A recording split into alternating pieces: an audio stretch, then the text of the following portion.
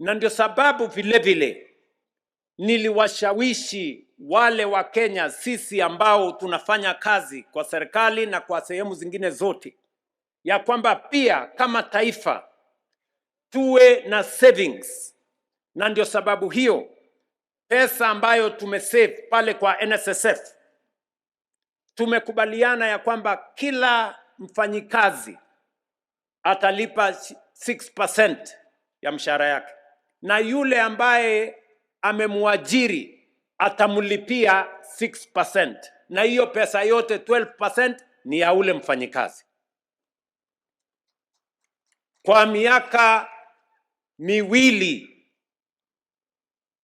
nasema nikiwa hapa Kakamega, kwa miaka miwili pesa yetu ya NSSF ambayo ilikuwa bilioni 312 kwa miaka miwili imeongezeka, sasa ni bilioni 670.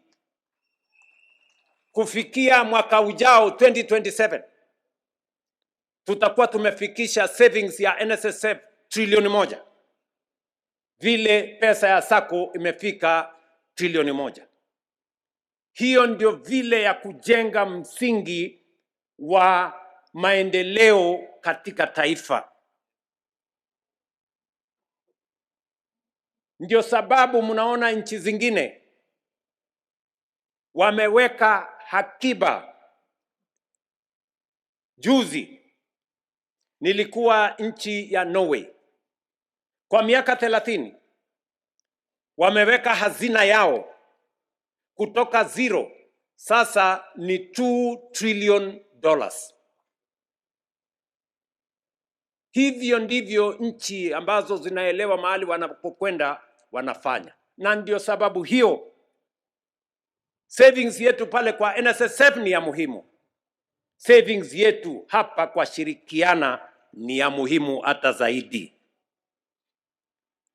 Na ndio nyinyi kama members, mimi nimekuja hapa kusudi moja, kuwaambia you have made the right decision.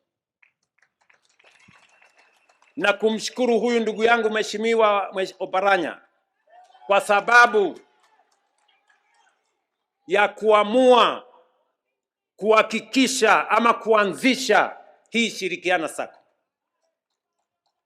Tuko na watu wengi, manabii wa uongo, matapeli, wakora, wakiona jambo kama hili linafanyika wanasema hapana, hiyo haina maana.